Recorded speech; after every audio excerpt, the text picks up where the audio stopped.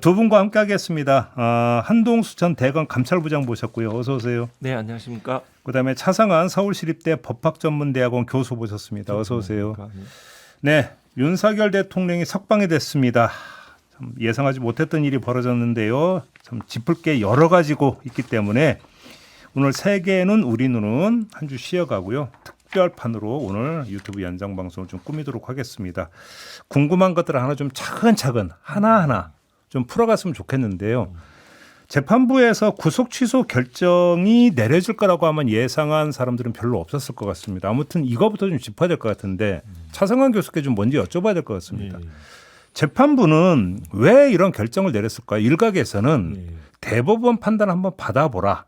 이런 판단을 깔고 내린 거 아니냐 이런 해석도 하는데 어떻게 해석을 하십니까? 이제 저도 처음엔 그걸 이제 소위 말하는 이제 뇌피셜로 시작을 했는데, 근데 이제 결정문을 계속 읽어 볼수록 앞부분의 구속 기관에 관해서 이제 그 시간 단위로 바꾼다는 거, 일 단위를 사실 그거는 너무 급격한 변화거든요. 네, 그리고 예측이 너무 안 되는 사유여서 검찰이 받아들일 수가 없는 내용이에요. 그러니까 그러면 즉시 항고가 될 거를 저는 예상을 과연 안 했을까. 그러면 즉시 항고가 되면 재항고 가서 대법원 판단을 받을 가능성이 높다는 걸 분명히 염두에 두지 않았을까. 그런데 또 하나 약간 좀 그런 생각을 하게 된 게 그 뒷부분에다가 그러니까 지금 내란죄 수사권이 없다는 그런 판단한 게 아니거든요. 근데 굳이 논란이 된다는 거를 사유로 썼어요. 그건 사실 제가 보기엔 되게 이례적이고 과연 공수처 부분 말씀하시는 겁니까? 예. 공수처 내란죄 부분에 논란이 된다는 걸로 구속 자체를 취소할 수는 없죠. 그렇죠. 이제 그래서 앞부분에 기간을 오히려 가장적으로 넣고 이제 그러면 그 뒷부분도 함께 그러니까 판단받을 기회를 조기에 예. 그 재판 초기에 받는 것까지 고려하지 않았을까라는 그러니까 저라면 그래도 제가 만약 판사를 계속했다면 제 결정을 어떻게 받아들일지 사실 생각하지 않을 수가 없거든요. 그래서 근데 이거 이제 조심스럽죠. 이제 재판부의 마음속을 들여다보는 거니까. 한 부장님 어떻게 진단하셨습니까? 네, 저는 그 주기현 부장 제가 수원지법 부장으로 근무할 때 그 옆에 재판부 이제 배석이었는데요. 이 사건을 보면 전체적으로 그 감성적으로 표현하면 결정 이유가 정직하지 못했고 전체적으로 좀 겁을 먹었다는 생각이 좀 들더라고요. 그 행간의 어떤 마음인데요. 그 왜냐하면 첫 번째 그 탄핵 심판 선고가 헌재 탄핵 심판 선고가 임박한 7일에 했어요. 이미 그 구속 취소 결정이 그 뭐 훈시 규정이긴 하지만 7일을 계속 도과시키다가 이때 7일 날 했어요. 또 한 측면에 대해서 그 구속기간 계산과 그 공수처의 그 내란죄에 대한 수사권 존부에 관한 것이 두 가지 쟁점인데 그 두 번째 이 판사는 전속연구관 대법원 재판 전속연구관을 했어요. 근데 이런 표현이 나와요. 이에 관한 대법원의 해석이나 판단도 없는 상태인 바. 이거는 이 판사가 재판부 판사가 이 수사권의 존부에 대해서 이거를 자기가 당당하게 실체 판단을 해야지 이거를 대법원의 상급심의 판단을 기다려서 재판을 한다. 선뜻 이해하기 어렵고요.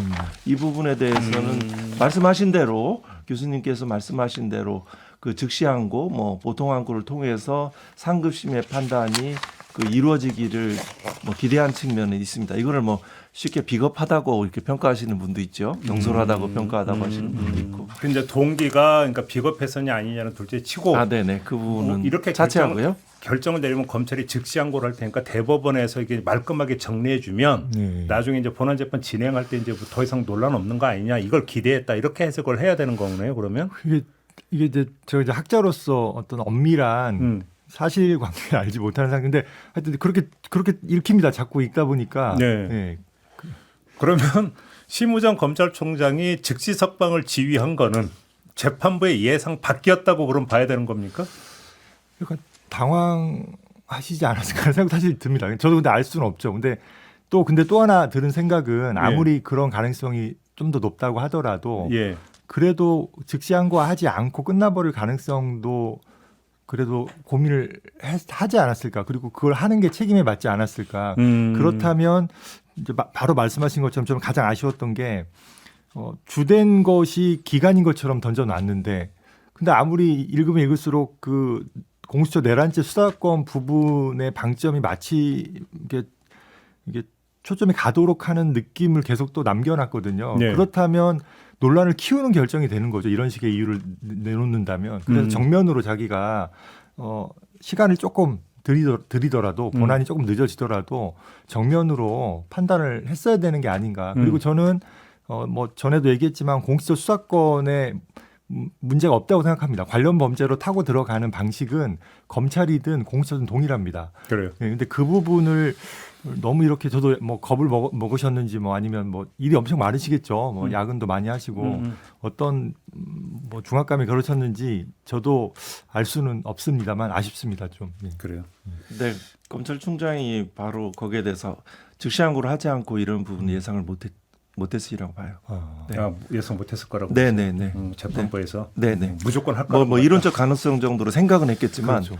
그거에 대해서 지금까지 자기 재판을 하면서 이거에 대해서 구속 취소 결정에 이 사건에서 항고를 하지 않는 검찰은 지금까지 봐오지 못했으니까요. 그렇죠. 그러니까 검찰이 좀 표현이 그런데 언제부터 이렇게 인권 옹호적이고 친화적인 태도를 보였는지 뭐 소위 그 과거사 재심 무죄 사실 저도 이제 형사부 있을 때 그런 사건 올라왔거든요. 근데 사실은 무죄 날 걸 다 예측하고 있거든요. 근데 네, 그렇죠. 근데 이제 무죄 구형 안 하잖아요. 그거 못 하게 하고. 그래서 이제 이문정 검사도 징계 네, 받은 거 맞아요, 아닙니까? 맞아요. 그러니까 예. 그리고 제가 또 하나 발견한 거는 이제 그 왜 그러면 이 구속 취소는 즉시 항고권이 삭제되지 않았는가를 이제 차근차근 찾다 보니까 국회 자료에서 김주현 법무부 차관 지금은 뭐 민정수석이고 뭐 안가 모임 출석도 해서 네, 뭐 맞아요. 네, 근데 그분이 집행 정지에 관한 위헌 결정하고 구속 취소는 달리 봐야 된다. 그렇게 얘기를 하세요. 국회에 나와가지고. 그래서 서기호 의원이 원래는 이것도 없애보려고 그랬어요. 구속 취소 즉시 항고권도.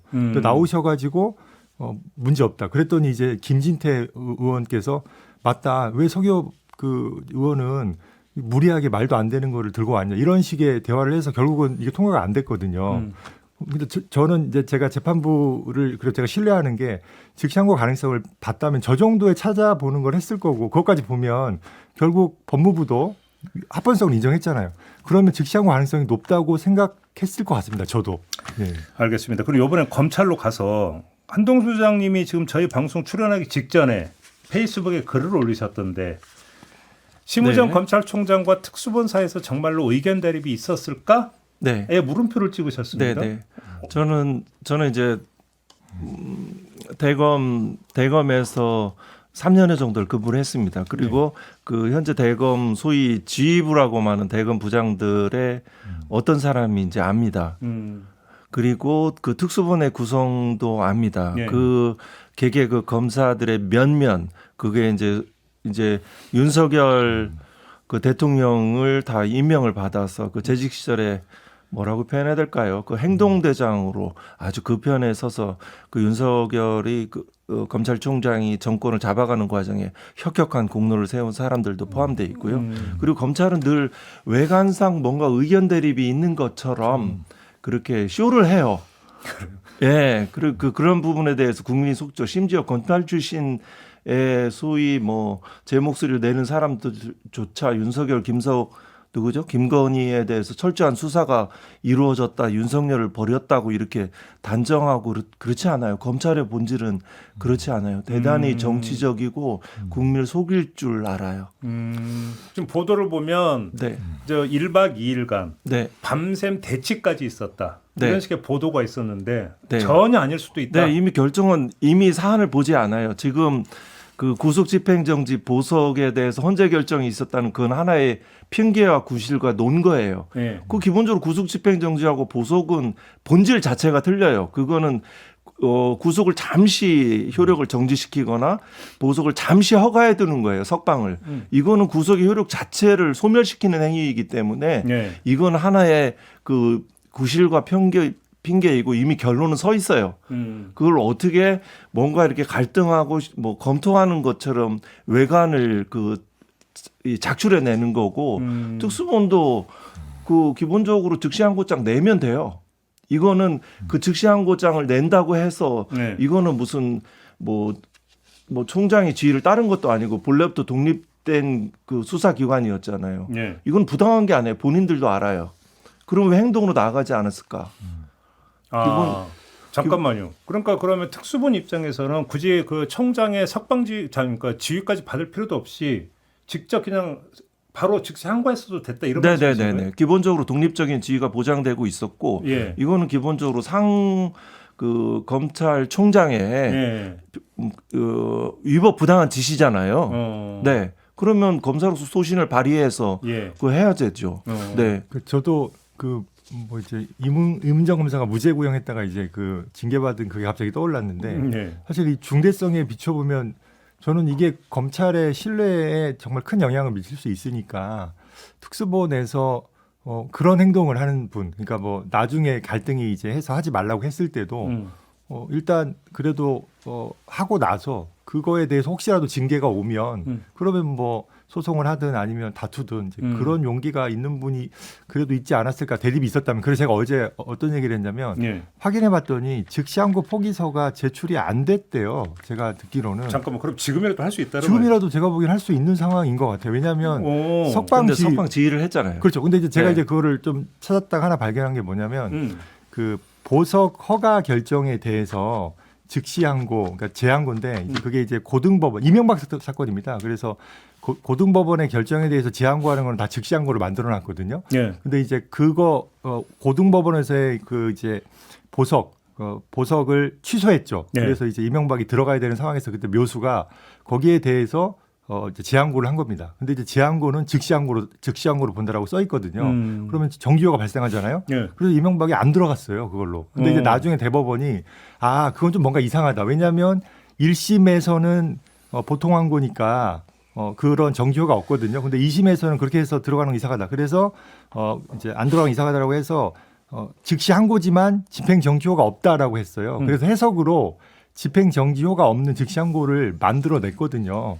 그래서 지금 석방지휘는 집행 정지 부분과 관련한 위헌성을 오히려 없애준 거죠. 그러면 지금 제가 보기에는 집행 정지효가 없는 그런 즉시 항고를 위헌성을 해석으로 제거하는 합헌적 법률 해석의 방법으로서 저는 충분히 가능하고 아니면 보통 항고를 해보거나. 예. 일단 석방을 했더라도 예. 항고를 해서 예. 대법원 판단을 받아서 예. 이건 뭐 구속 취소까지 갈 게 아니다라고 하면 다시 구속하면 된다 이런 말씀이신가요? 맞습니다. 예. 실제로 그런 사례가 있습니다. 그러니까 사례가 있습니다. 선례가 있습니다. 그러니까 이건 아니지만 이제 보석 취소 관련해서, 그러니까 보석 허가 관련해서 검찰이 반발해가지고요. 네. 그래서 취소해서 나중에 구속된 사람, 그러니까 시간은 걸리죠. 예. 몇 개월이 될지는 저도 그건 잘 모르겠습니다. 그건 이제 뭐 저기 네. 경험이 훨씬 많으시니까 잘 네. 아시겠지만, 그래서 저는 그런 식의 글을 한번 올려봤거든요. 그러면 특수본에 누군가 용감한 사람이 나서지 않을까. 근데 전혀 그런 건 없더라고요. 네, 저는 이 검찰 조직은 국민의 신뢰를 생각하는 조직이 아니고요.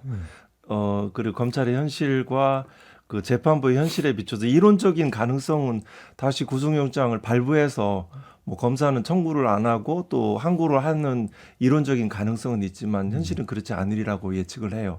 그거보다 훨씬 더 현실적인 것은 경찰과 공수처가 용기를 내서 현재 수사가 이루어지고 있지 않은 외환 유치 예비 음모, 그 구속 요건이 적국과 통모에서 전단을 여는 거잖아요. 네. 이 부분에 대해서는 뭐라고 표현해야 될까요? 북한은 반응하지 않았으니까 통모 부분의 것은 나오지 않으니까 무슨 무인기 고무풍선 네. 몽골에서 방첩사 뭐 이런 국민들 다 아시는 이런 문제들에 대해서 그거는 예비 음모는 가능하니까 이와 관련된 방첩사 HID 요원 인민군 뭐 복장을 위장한 정치인 내란 뭐죠? 그 사상 행위들 노상훈 수첩에 나오는 행위들 이런 부분들 또 거기에 이런 수사들을 할 수 있잖아요. 현직 대통령이라도. 잠깐만요. 그러니까 통모가 없어도 예비 음모는 상당히 네, 예비 음모 가능합니다. 네, 그래서 외환 유치 예비 음모에 대한 수사. 네. 또 한편으로 중요한 축이 지금 서울청장하고 경찰청장은 구속 기소돼 있잖아요. 일부 뭐 보석되기도 했지만 예. 그렇지만 반면에 항상 검찰의 움직임들이 그 대통령실의 어떤 움직임과 늘 그와 대응해서 함께하는 것이 그 대검과 서울중앙지검장입니다. 그 수사가 쏙 빠졌잖아요. 그런 뭐 현재 뭐 국민들 아시다시피 뭐 그 대검 과수부의 포렌식 관련 요원들이 수사관들이 네네. 거기에 준비되고 있다는 이런 부분들이 수사를 못 하고 있잖아요.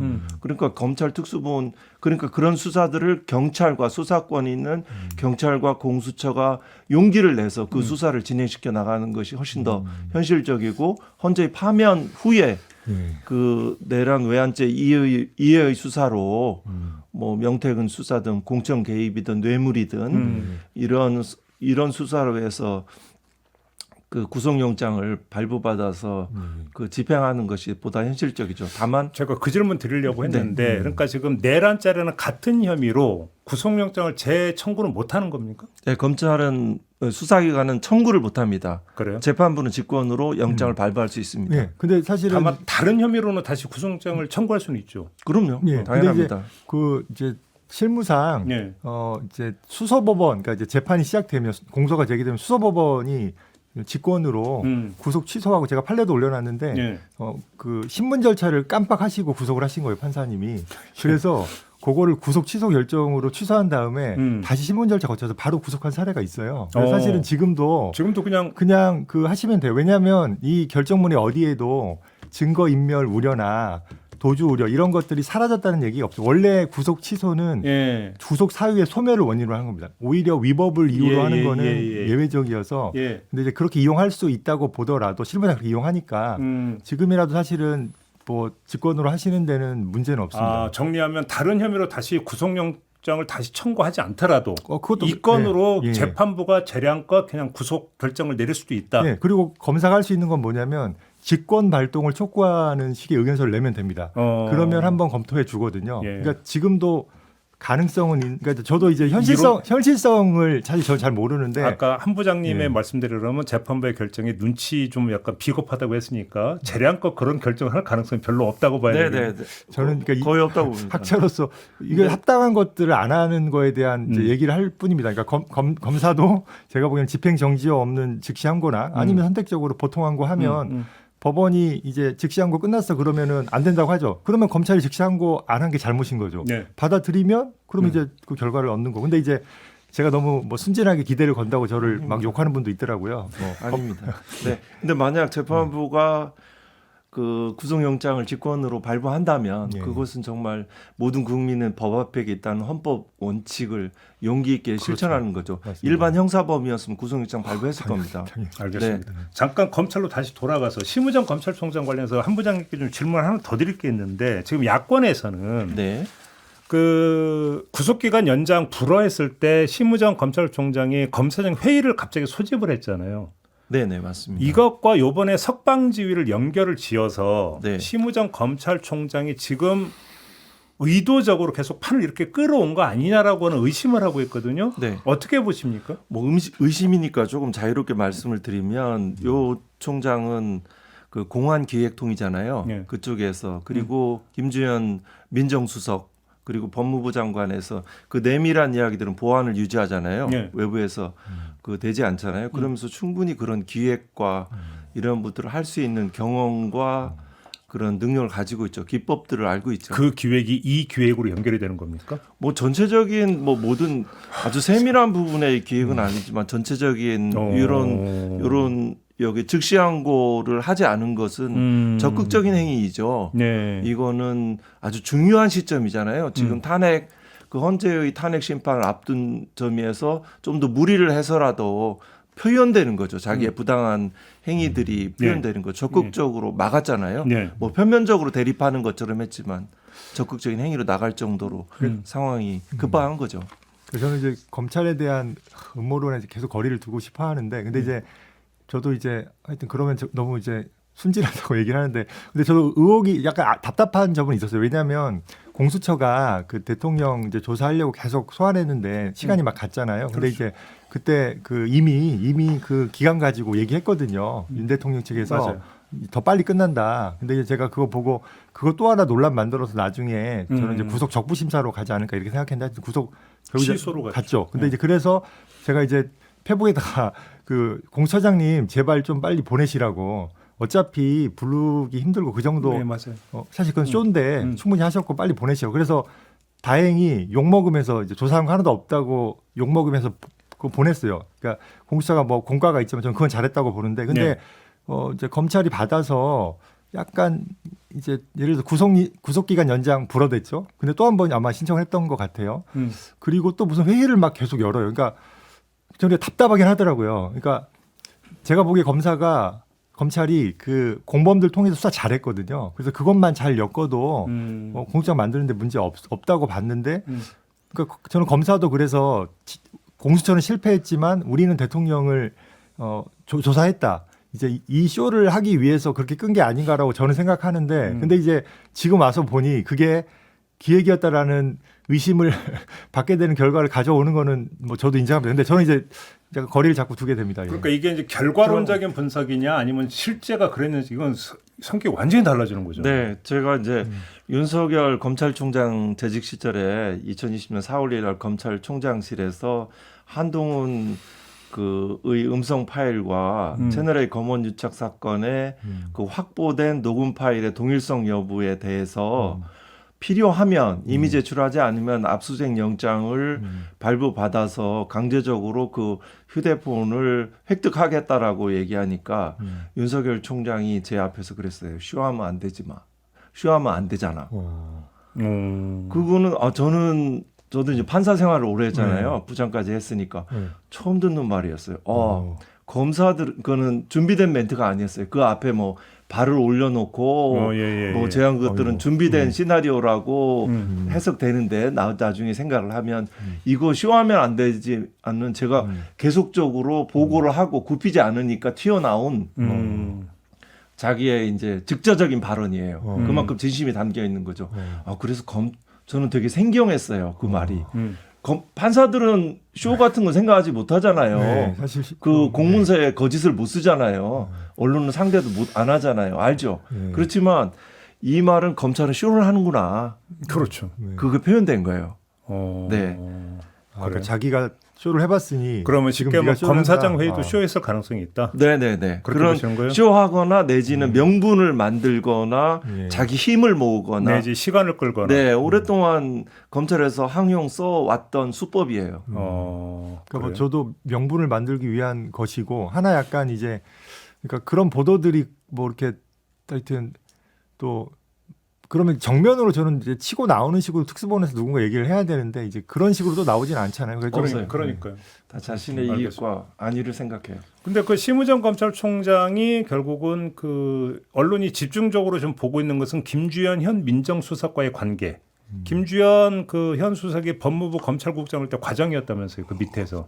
그러면서 또 정진석 뭐 비서실장과의 관계도 있지만 김주현 민정수석과의 관계에 주목을 하던데 이 라인을 통해서 뭔가 이야기가 됐을 가능성이 혹시 있다고 보십니까? 네, 정보와 그 계획에 관한 부분들이 있지만 그게 뭐 누군가의 지시를 받아서 요청에 따라서 움직였다기보다는 본래 같은 생각들에 같은 관점을 가지고 있는 분들의 여기는 그 대검에 있는 지휘부는 윤석열 대통령의 내란이건 뭐건 간에 국민들이 다치건 피를 흘리던 간에 탄핵이 기각되는 걸 원하는 사람이에요. 저는 그냥 의견을 드리는 거예요. 그렇게 보이는 거예요.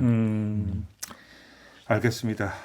우리 그 차 교수님에게 이 점을 좀 여쭤봐야 될 것 같은데, 자 불구속 상태에서 이제 재판이 개시가 된다고 보면 구속 재판과 불구속 재판은 속도가 다르다 이 얘기를 많이 하더라고요. 그렇죠. 보통 그러니까 저도 그게 제일 우려스러운데 이제 구속 기간을 웬만하면 지키려고 6개월 1심 그래서 신속하게 진행을 하는데 이제 아무래도 불구속으로 하면 이제 뭐 기일 협의도 그렇고 뭐 이제 여러 가지 방법이 있거든요. 그래서 그러니까 시간 끌. 사실 엄밀하게 하면 이제 그런 것도 이제 재판의 출석을 확보하기 위한 구속의 어떤 사유가라고 봐서 과감히 이제 그런 지연책을 쓰면 경고하고 구속을 해버려야죠. 근데 그렇죠. 이번 재판부께서 그 정도의 과감함과 용기를 가지시겠죠. 그거는 가지셔야죠. 근데 이 전담 재판부 아닌가요? 맞습니다. 전담 재판부 다른 사건 맞지도 않을 거 아닙니까? 근데 이제 아마 그걸 확인해 봐야 되는데 신고는 안 받으셨는데 그 종전 사건들을 좀 처리해 주셨는지는 모르겠어요. 그건 어떤지 저도 확인을 못 해가지고. 지금 현재 대법원장에 이제 저는 뭐 양승태 대법원장 시절도 경험했고 그 전에 뭐 이용훈 대법원장 시절도 했었는데 판사들이 그 재판이 독립되어 있죠. 그 내부적으로는 뭐 어떤 그런 것들은 하지 않는데 뭐 국민들이 의심하시는 것처럼 그렇게 뭐 재판부에 영향은 주지 않는데 그 대법원장의 사법행정 차원에서 사건 배당을 다른 걸 안 한다든가 신속한 재판을 한다든가 사무분담 누구를 재판으로 하는가에 대해서 판사의 자율성을 인정해 주는가에 차이가 있어요. 분위기가 바뀌어요. 예. 그러면 불구속 재판이라도 검찰이 사건의 속도를 내겠자 하는 그 하거나 아니면 재판부가 신속하게 진행하겠다고 하는 생각을 가지면 실질적으로 구속과 불구속은 차이가 없어요. 그래야죠, 특히 이 사실은. 사건은 동일하게 진행돼야 돼요. 지금 이재명 대표 재판이 그렇게 가고 있죠. 네네 그렇게 돼야 되죠. 그러고 나서 만약에 증거일면이 뭐 불출석을 한다.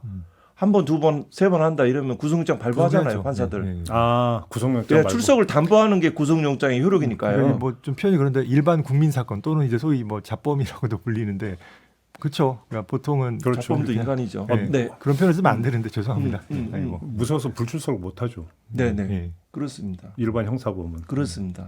근데 만약에 재판이 지연이 된다고 쳐요. 예.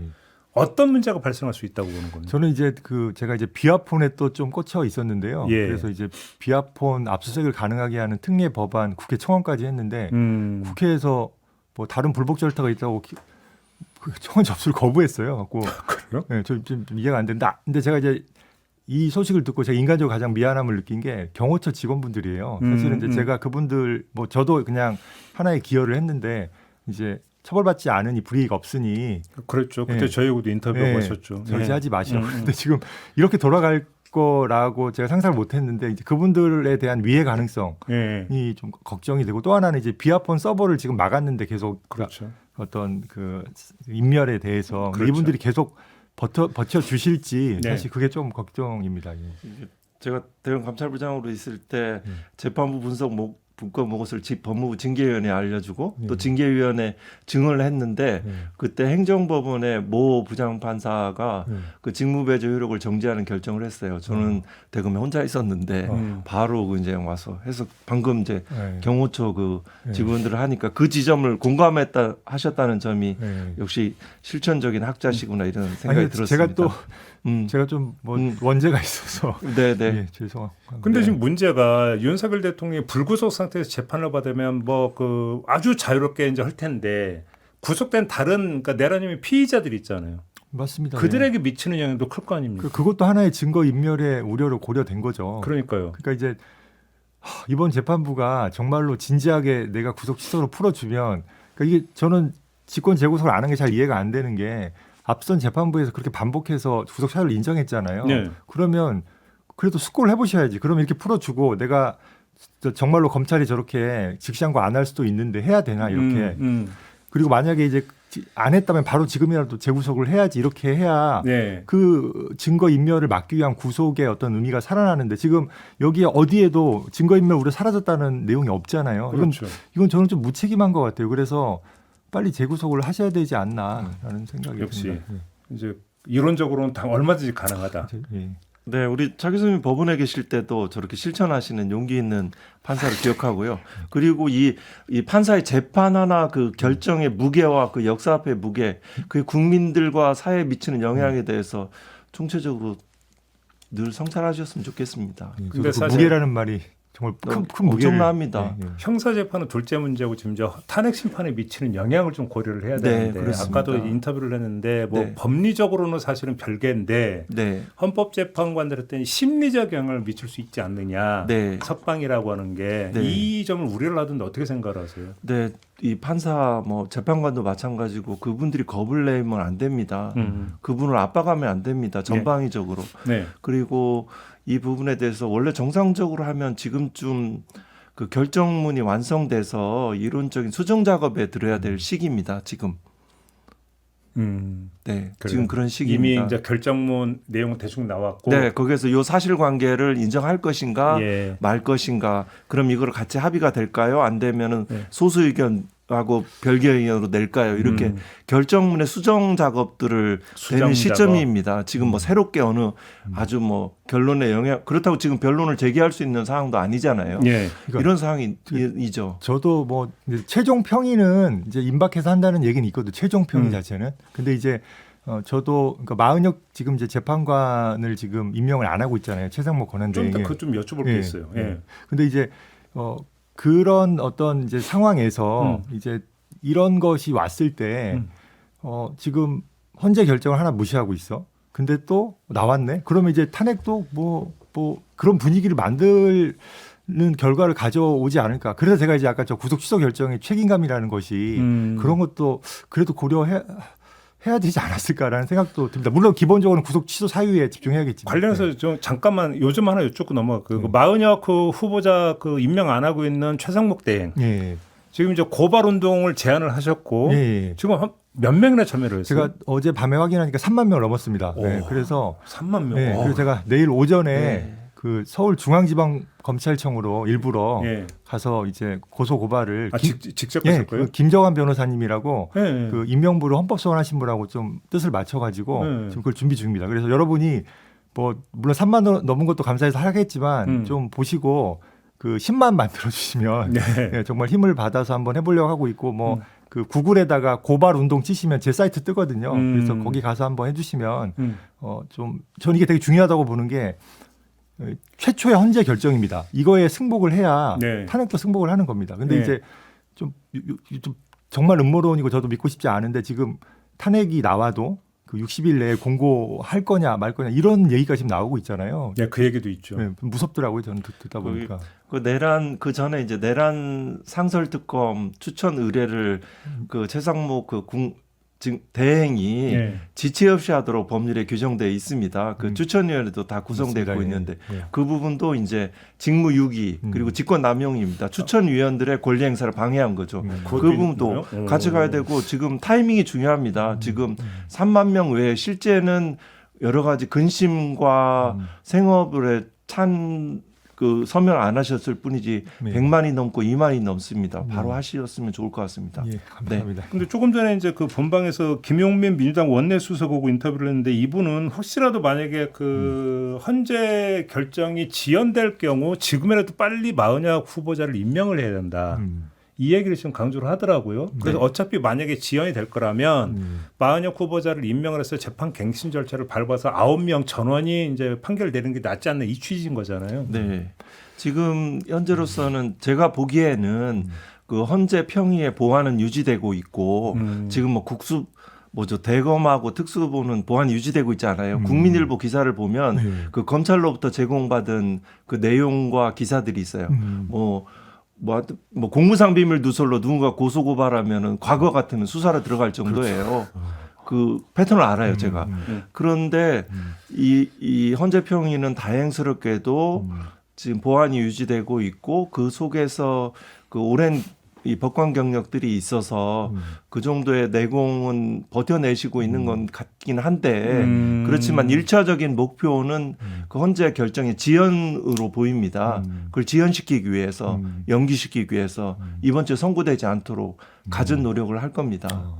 그 얘기했으니까 제가 네. 여쭤본 깜빡한 게 하나 있는데 다시 돌아가서 지금 그러니까 석방지휘를 했던 그러니까 즉시항고를 하지 않았던 주된 이유가 위헌 소지 때문이다. 이런 얘기가 나왔잖아요 검찰에서. 네. 이건 어떻게 평가하세요? 그러니까 이제 사실은 위헌이 있기 때문에 오히려 즉시항고를 해야 됩니다. 왜요? 그러면 위헌법률 심판 제청을 해서 헌재가 판단할 수 있잖아요. 그럼 이 그렇죠. 조항을 날릴 수 있어요. 그렇죠. 근데 지금 안 했기 때문에 그 기회가 사라져 버렸고 10년 전에 검찰이 위헌성 없다고 했어요. 10년 전에 예를 들어 인권운동가 구속 취소했는데 아니 저런 불순분자를 풀어줘? 즉시항고 필요해. 이렇게 입장 바꾸지 않으리라는 법이 없어요. 그리고 이제 이것도 이제 좀 이해가 안 되는데 대검에서 회의하면서 뭐 자기들 논거로 이제 기사에 나온 게 이거 하면 그러니까 그렇게 해서 위헌법률 심판 제청 들어가면 즉시항고의 위헌성에 대해서 본안인 내란죄 사건이 정지된다는 의견이 나왔다는 거예요. 근데 그거는 완전히 말이 안 되는 게 본안은 즉시항고 그 구속시효지 본안이 아니에요. 그리고 제가 심지어 그래서 두 건의 기존에 문제됐던 즉시항고가 문제됐던 그 헌재 결정을 다 뒤져봤어요. 그랬더니 본안 다 진행됐어요. 본안 다 진행되고 나서 그럼 뭐 왜 그런 얘기가 나와요? 저는 갖고 들은 생각이 그게 진짜면 속이는 거죠. 속이거나 아니면 이분들이 불성실하거나 좀 바보라는 표현 좀 죄송하고 성실합니다. 검찰은 성실합니다. 그러니까, 그런 거예요. 그럼 이거 알고 장난치는 것밖에 안 되잖아요. 근데 저는 설마 알고 좀 불성실하신 게 아닌가. 설마가 세상을 혹세무민 하는 거네요. 그러니까 네. 그 얘기가? 네, 국가가 새 혹세무민하는 거죠. 그런가요? 그렇게까지? 아니 이렇게 한 일단을 제가 표현하는 겁니다. 예. 그래야 사물의 본질과 현상을 네. 정확하게 이해하니까요. 근데 너무 실력이 없는 발언을 놓은 거로 물론 이제 국민일보가 오보일 수도 있죠. 근데 그게 아니라면 근데 국민일보가 어떤 신문의 사이트니 그 얘기가 진짜로 지금 그러니까 심우정 검찰총장과 특수본이 의견 대립해서 밤샘 대치까지 한 게 맞다면 그런 얘기를 흘려 보낼 수 있는 것은 심우정 검찰총장 측밖에 없잖아요. 그렇죠. 근데 특수본에서 만약에 흘러나왔던 특수본하고 의견 대립은 없었다는 얘기가 되는 거잖아요. 거꾸로 역으로 그러니까 짚어버리면 그렇게 될 수 있는 거아닐까요? 그렇습니다. 그래서 뭐 대검에서 나온 것처럼 써 있긴 하더라고요 기사에. 그래요? 예. 그 심우정 검찰총장 퇴진하라고 하니까 네. 진짜 보호하려고 지금 그래서 또 지금 말도 안 되는 그리고 그 방언 그거는 논리가 메이저 나오는 걸 언론한테 보고, 네. 이렇게 언플을 하지 않거든요. 네. 그런 거는 이제 약간 마이너한 모일보의 그러면 국민일보가 화낼 수 있어요. 아니 국민일보 그냥 아닐 수도 아니, 있어요. 과거에 기억이 제가 정확히 하여튼 볼까요? 모일보에 대검에 있을 때 경험을 말씀드리는 겁니다. 네. 그래요. 알겠습니다. 그거 좀 여쭤볼게요. 지금 야권에서는 사퇴 안 하면 심우정 검찰총장 탄핵한다고 그러잖아요. 탄핵 사유로는 성립이 됩니까?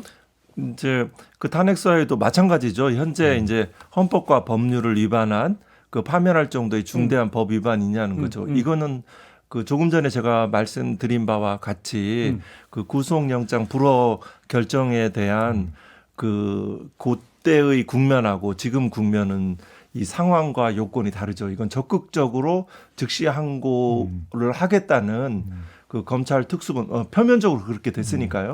그 권리 행사를 방해한 행위죠. 위법 부당한 지식으로. 그래서 이거는 직권남용 권리 행사 방해죄가 성립할 수 있는 거죠. 그래요. 그렇기 때문에 헌법 법률 위반, 검찰총장을 유지할 수 없는 뭐 기타 품위 유지 위반, 정치적 중립 의무 위반이 되는 거죠. 직권남용 권리행사 근데 방해죄. 네. 지금 보니까 맞네요. 국민일보에 김재환 기자님이 이제 이렇게 그런 좀 제가 보기엔 말도 안 되는 논리를 이제 어떤 논거로 내세웠는데 근데 또 그런 생각이 드는 게 그냥 대검 이분들이 이게 좀 죄송한데 좀 나이 들고 그러면 잘 안 찾아보시잖아요. 그래서 아닌가요? 그 실수. 아니, 그 과장하고 연구관들이 있습니다. 그래요? 밤새워서 자료 준비합니다. 근데 이런 걸 네. 이런 식으로 무책임하게 내보내면 안 될 것 같은데. 내란죄 형사재판으로 아무 상관없다? 멈추지 않습니다. 두 건 제가 다 봤는데 심지어는 어떤 거는 즉시 항고까지 내렸어요. 왜냐하면 단서 규정에는 종국 재판이 아니면 진행할 수 있다고 해요. 그래서 즉시 항고까지 아예 해버린 것도 있어요. 그러니까 좀 잘 이해가 안 되긴 합니다. 알겠습니다. 사실 근데 저도 이런 전화 많이 받았는데 석방된 후에 헌재 어떻게 되는 거냐, 결정 언제 나오냐, 혹시 이거 저거 기각 나고면 어떡하냐, 뭐 이런 전화 많이 받았거든요. 네. 두 분 어떻게 전망하십니까? 저는 이론적으로 이게 영향을 미칠 만한 이론적인 어떤 가능성은 전혀 없고 근데 사실상 아까 말씀하신 것처럼 윤석열 대통령이 이렇게 하고 나오셨잖아요. 그러니까 이제 국민들이 보고 잠 못 자신 분도 있다고 하더라고요. 예. 근데 이제 그런 식의 근데 두려움을 뭐 재판관님이 저는 느끼시지 않아서 이미 평이 했던 대로 나오지 않을까. 그리고 그거는 함부로 얘기하면 안 되지만 저는 8대 0의 탄핵 아니 그거를 안 된다고 쓸 수가 있나요? 그러니까 법률적 양심만 따지면 이건 기각 의견은 절대 나올 수 없다고 보시는 건가요? 그러니까 이제 일단 사유는 위반은 명백하고 그러면 이게 탄핵 파면이 아닐 정도다. 그러면 앞으로 대통령이 이렇게 개몽령 차원에서 한 번씩 계엄해도 된다는 얘기가 되는 거죠. 그 말이 안 되잖아요. 네, 절대 나올 수 없습니다. 그거는 그런데 이제 그 믿음이 있어야 두려움을 이기는 건데요. 뭐 구체적으로 뭐 사항과 법리적 판단을 보면 이건 전원일치가 나오는 것이 마땅해야 되죠. 그렇지만 또 세부적으로 보면 이 사항에 대해서 이 사항과 뭐 구체적인 뭐 재판관까지 가면 저 한 분은 잘 모르겠어요. 그 여러 가지 또 가능성들은 있어서 이 과정에 뭐 극단적으로 뭐 아주 안이한 현실인식, 뭐 정치적인 공학적인 접근 이런 부분들은 국민의 마음과 떨어져 있어요. 헌재 결정이 기각되는 결정에 대해서도 그 대비하고 그때 그 온몸을 다해서 정말 다 하셔야 될 것 같아요. 저는 방심하면 안 됩니다. 그런 대비는 안 모든 하고 일들이. 싶은데 알겠습니다. 관습헌법도 만들었죠. 맞아요. 네. 아까 저기 인터뷰에 법률 창조라는 표현이 나왔을 때 제가 딱 그 단어 듣고 제일 먼저 떠오른 게 바로 관습헌법이었는데. 네, 그죠? 법형성. 서울이 창조. 네, 수도 관습헌법. 심우정 검찰총장이 조금 전에 입장을 내놨다고 합니다. 적법 절차 원칙에 따라 소신껏 결정한 거다. 그리고 이건 탄핵 사유가 안 된다. 네. 이런 입장을 내놨다라는 지금 속보가 들어오고 있네요. 한 가지 더 말씀드린 것은 이 구속 취소 관련해서 의심스러울 땐 피고인의 이익으로라는 그 정말 이 방송 특히 언론 방송에서 이렇게 많이 하시던데요. 아 여전히 편파 방송이 좀 있구나. 모 고법 부장판사의 말을 그 직접 인용하는 방식으로 계속 반복해서 네. 크게 제목으로 뽑으시던데요. 그 결정문에 보셨어요? 보도자료에?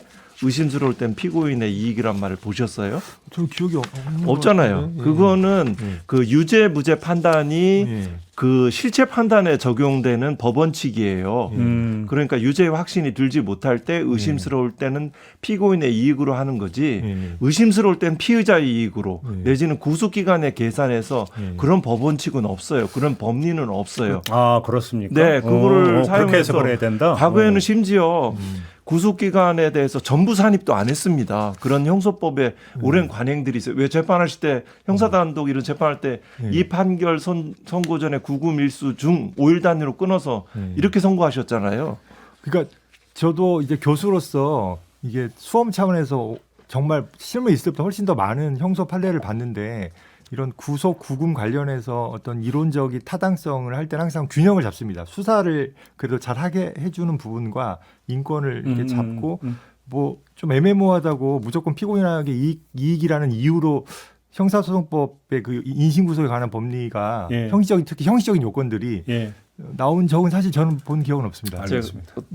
두 네. 가지가 생각나는데요. 체포적부심 그 기간이 있으면은 그냥 체포적부심 기간만 하면 검사한테 보장된 시비를 못 하게 되는 거예요. 그거는 이 균형 말씀하셨잖아요. 또 그 이유 중에 하나가 뭐 기술 발달로 시단위로 석방하는 게 가능하다고요. 구속시간 구치소에서 뭐 시간별로 10시, 11시, 12시 시간별로 석방한대야 된다고요. 그거 보니까 한동훈 옛날 그 휴대폰 관련해서 과학기술의 현재 수준에 비춰서 비밀번호는 풀지 못한다고 했던 그때의 그 검찰의 발언이 생각나네요. 알겠습니다. 네. 이번 건으로 하여간 던져진 숙제가 몇 가지가 있는 것 같은데 하나하나 좀 짧게 여쭤볼게요. 그러면 이제 앞으로 구속기간 산정할 때 이제 그 다 시간으로 계산하는 겁니까? 앞으로 법원에서는 즉시항고를 검찰도? 만약에 했다면 예. 대법원이 결정을 딱 내려줬겠죠. 네. 즉시항고 안 하니까 지금 혼란의 도가니일 거예요. 지금 일선 법원 판사가 네. 내가 저 재판부를 따라야 돼 말아야 돼. 그러니까 저는 아주 단순한 건데요. 지금 그러니까 이게 구속영장 발부한 판사 계시잖아요. 네. 그럼 그분도 계산 잘못했다는 얘기가 되는 거잖아요. 그러니까 그런 식으로 따지면. 그러니까 이제 그 개별 사안들이 아마 이제 피고인들 중에 이제 그거 뒤져가지고 있으면 이제 하시겠죠. 뭐 그런 게 이미 나왔던데 막 기사가. 명태균 측에서 그게 그래요? 이례적인 돌출 결정이라고 생각하셔서 종래 실무 관행대로 날로 계산해서 이렇게 계속 진행할 것 같습니다. 그래도 제가 네. 그러면 윤석열 대통령만 이런 겁니까? 네.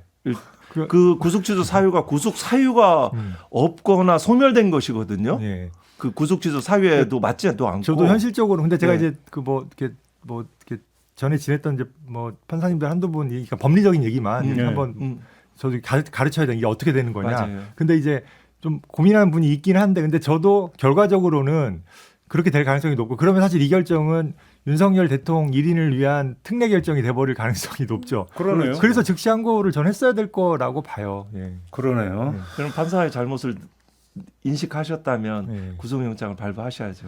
알겠습니다. 그렇죠. 직권으로 해야죠 이제. 그리고 이거는 내란 사태 초기부터 나왔던 논란을 한번 정리를 해야 될 건데 검찰, 경찰, 공수처의 수사권 관할이 있잖아요. 네. 이 문제는 어떻게 정리가 돼야 된다고 생각하세요? 저는 이게 언론도 문제인 게 지금 그 수사권이 없다는 얘기가 새로운 게 아니고요. 도대체 그 영장 발부되고 그렇죠. 압수수색도 발부되고 구속도 발부되고 이의신청 기각되고 그다음에 이제 적부심 기각되고 영장 거의 5번, 6번을 일관되게 수사권이 있는 걸 전제로 나온 것들이거든요. 논란도 안 됐다? 그러니까 논란은 됐지만 네. 어느 정도 해결돼 가고 있고 저는 아까 말씀드린 것처럼 어차피 내란죄가 적히지 않은 거는요. 네. 기본 범죄로 검찰이든 공수처는 똑같아요. 그럼 결국 관련 범죄로 타고 들어가는 거예요. 관련성 있는 범죄. 거기에 대해서 뭐 그 원래 있는 범죄를 수사하면서 인지하는 과정을 안 거쳤다. 근데 그거는 제가 또 한 번 얘기하지만 그때의 인지는 사실상 인식이지 입건의 하나로서의 인지는 아니라고 봐요. 뭐 그러니까 기술적인 얘기들이 있는데 그래서 그런 부분들을 저는 뻥튀기 한다고 생각해요. 그리고 많은 사람들이 뻥튀기에 넘어가요. 침소봉대하고 있다. 네. 그리고 그걸로 공소 기각될 가능성은 저는 극히 낮다고 봅니다. 왜냐하면 수사권 혼란은 범죄자의 이익으로 갈 게 아니에요. 이거는 그런 세계의 어떤 수사권을 만든 거는 일단은 입법이고 헌재도 문제 없다고 했잖아요. 그러면 최대한 네. 합리적인 방안으로 해석해서 가는 것이고 예. 거기에 대해서 법원이 5차례나 맞다고 해서 수사기관이 수사했는데 법원이 갑자기 와가지고 이거 공소기각이야. 그거는 무책임하죠. 그렇게 할 가능성은 저는 극히 낮고 맞지도 않고 그다음에 위수증도 이런 경우 다 예외 인정합니다. 설사 위법이라고 보더라도. 그래서 뻥튀기에 넘어가지 않기를 바랍니다. 그러면 네. 예를 들어서 뭐 이제 공수처 수사 부분 관해서 헌재 이제 탄핵 선고 내리는데도 영향을 줄까? 이것도 다 뻥튀기다. 저는 네. 선전선동과 이제 그 헌재를 공격해서 이제 겁내게 하는 거죠. 그리고 이거는 뭐 그렇기 때문에 이제 특검의 필요성들을 얘기하는 거죠. 그리고 이거는 뭐 누가 법률 만능주의, 법률 조항을 만들어서 입법적으로 해결해야 될 이런 논의가 아니고요. 네. 이건 판사가 오히려 이런 기회에 이런 수사권 부분에서 문제가 없다라고 맞습니다. 결정을 했어야 되죠. 네. 그렇게 해야 되고 정면으로. 네, 그렇습니다. 그렇게 했어야 아니면 되고 뭐 문제가 있다고 하면 문제가 있다고 정면으로 하든가. 네. 이런 것들이 법이에요. 법은 다 완벽할 수가 없어요. 그거는 해석을 통해서 그 판사의 결정과 재판을 통해서 그런 것들이 보충되는 거예요. 네. 그렇죠. 그런 측면이 있고 이런 부분은 그래서 특검으로 현재의 검찰의 미비한 몇 가지 영역들 있잖아요. 검찰 관련 부분, 외환 유치 부분, 그다음에 내라는 그 지금 중요 임무 종사자라고만 분류하는데 이와 별개로 그 모의 참여자, 모의 참여자, 지휘자가 있어요. 이걸 빼먹고 언론과 검찰들은 의식적으로 뭐 저는 속생각까지 했다라고 보이는데 계속 중요 임무 종사자만 얘기해요. 지휘자가 빠져요. 이건 별개의 행위 태양이에요. 행위자들이에요.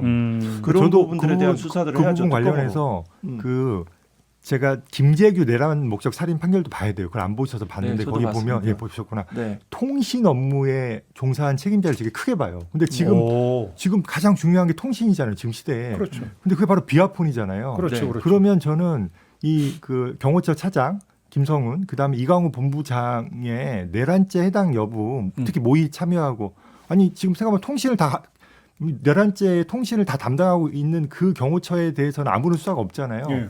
최소한 부하 수행자라고 하든 아니면 말씀하신 그 모의 준비, 그 김재규 판결에서 강조한 통신, 저는 그 수사가 안 되는 게 이해가 좀 안 돼요. 예. 알겠습니다.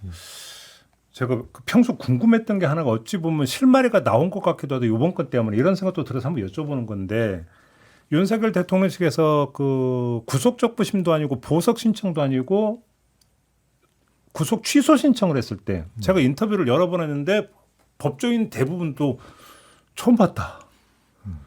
이런 게 있다는 얘기는 얼핏 들은 것 같은데 나도 상상도 못했다. 다들 이렇게 대답을 했었거든요. 네.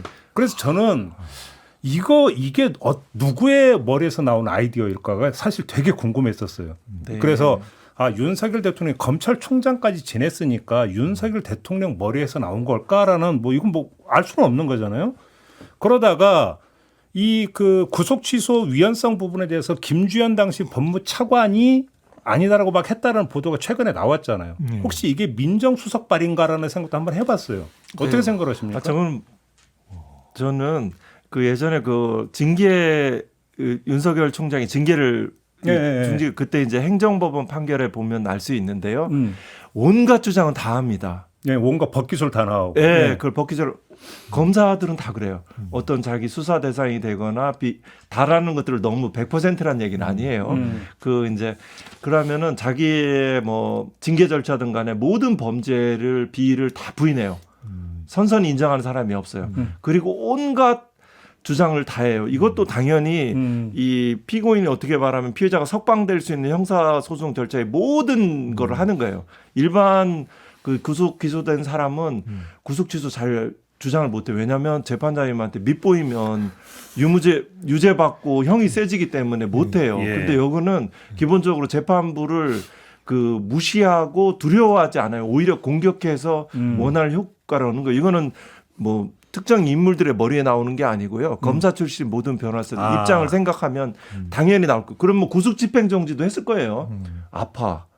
뭐 진단서 내고. 이건 이게 출석도 안 하고. 특별한 아이디어도 아니다. 특별한 아이디어입니다. 검사의 본능에 네, 가깝다? 모든 형사소송법에 규정된 모든 그렇게 절차와 권리들을 주장했을 겁니다. 일반 국민은 말씀하신 것처럼 기피도 하고 예. 뭐 다 있을 겁니다. 재판부가 그러다가 나한테 안 좋은 판결을 내리면 어떠 이런 거 있죠. 근데 사실 이게 좀 조심스럽게 하는데 사실 양승대 대법원장도 사법농단 관련해서 직권남용 이런 거 수사 받으실 때 네. 최초로 변론 갱신을 위해서 녹음 파일을 다 틀어라라고 해가지고 7개월을 하셨어요. 그러니까 이게 대통령이 그러시는 것 같아요. 네. 근데 법은 아는 게 공평해야죠. 국민한테 모든 국민한테 그렇죠. 공평해야죠. 예. 그렇죠. 근데 이제 판사들은 이제 그런 분들이 법률 문화를 발전시킨다고 점잖게 표현하시죠. 네. 마무리하기 전에 우리 그 차상환 교수님이 비협헌 강조를 여러 번 하셨기 때문에 요거 하나 질문드리고 마무리할게요. 네. 지금 김상훈 차장에 대한 어떤 이제 구속영장 청구가 이제 또 하나의 관심사 아니겠습니까? 네. 윤석열 대통령이 석방됨으로 해서 비협헌이나 서버 네. 관련 증거인멸의 가능성은 더 높아졌고 네. 그래서 구속의 필요성은 더 높아지는 거 아니냐라는 얘기가 많이 나오고 있는데 예. 여기서 그러면 검찰이 정말 청구할까도 이제 사실은 이제 관심사 아니겠습니까? 네. 영장심의위에서는 청구해야 된다는 의견을 내놨는데 어떻게 전망을 하십니까? 그리고 어떻게 해야 된다고 생각하세요? 저는 이 정도까지 사실 제가 그 1차, 2차, 3차 그 계속 반려될 때 이제 계속 그 처음에는 경찰한테 보완하라고 그랬고 근데 많이 보완된 것 같아요. 그리고 실제로 그렇게 나왔잖아요. 예. 영장심의위 결정. 그래서 예. 지금 단계에서는 당연히 청구해야 되고 그 다음에 별건이라고 하시는데 내란죄 아니어도요. 저기 직권남용이나 아니면 공무집행 방해 관련해서 대통령이 지금 지시한 문자도 나왔잖아요. 그런 진술을 충분히 인멸할 우려가 이미 있고요. 그 자체로. 그리고 더 이상 별건이 아닌 게 지금 계몽령이라고 해서 내란죄가 아니게 되면요. 그러면 그동안의 영장 집행 저지 이런 게 다 무죄가 돼요. 그러니까 그거는 예. 자기 일이기도 해요. 그래서 예. 저는 별건이 아니라고 생각하거든요. 그러니까 그런 법적 논리를 충분히 경찰에서 보완을 해서 이번에 4차 신청으로 나가고 그리고 청구해야 된다고 생각을 합니다. 정 안 되면 이제 검찰은 청구할까요? 안 할 겁니다. 예? 안 할 거라고요? 네. 그럼 공수처 이제 2차변호라도 지금 공수처로 현재 해야죠. 예. 지금 이제 대검 수뇌부가 네. 그 내란 혐의에 대해서 네. 그 모의 참여자 지휘자의 혐의점이 있는데 네. 그 같은 이런 일련의 행태와 그 면면을 볼 때 그 예. 하지 않거나 예. 또 그 중요한 디지털 정보들이 예. 삭제되어서 네. 그 위험성이 없어졌을 때 예. 그때 시간 끌어서 뒤에 네 그렇게 할 것이지 그 지금 이유는 검찰에서 숨기고 싶은 게 있다고 생각하시는 거예요? 네. 있다고 아까 보시는 말씀드렸습니다. 아까 이런 중요한 일들에 대통령이 관여한 일들에 그 경찰 외에 대응되는 검찰이 역할을 안 했을 리가 없습니다. 알겠습니다. 검찰도 내랑 가담했을 가능성이 있다. 그 점 때문에 그러신 거죠. 네, 지금 뭐 선관위 그 뭐 포렌식 그렇죠. 수사관 부분도 이제 드러난 사실이 있고요. 알겠습니다. 오늘 두 분 말씀 좀 여기까지 듣고 인사 나눠야 될 것 같습니다. 수고하셨습니다. 네, 감사합니다. 네, 네, 저도 감사합니다. 올라가겠습니다. 고맙습니다. 네.